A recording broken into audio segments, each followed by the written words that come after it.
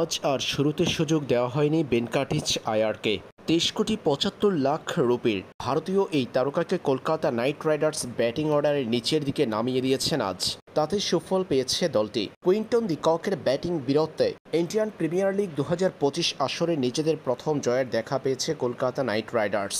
গুয়াহাটির এসিএ স্টেডিয়ামে রাজস্থান রয়্যালসের বিপক্ষে এদিন 15 বল হাতে রেখে 8 উইকেটে জিতেছে কলকাতা নাইট রাইডার্স। শুরুতে ব্যাটিংয়ে যাওয়া রাজস্থান রয়্যালসকে কলকাতা থামিয়েছে কেবল 151 রানে। এদিন কেকেআরের হয়ে চমৎকার বোলিং করেছেন বরুণ চক্রবর্তী। ইকোনমিক্যাল বোলিংয়ের পাশাপাশি 2 উইকেট পেয়েছেন তিনি।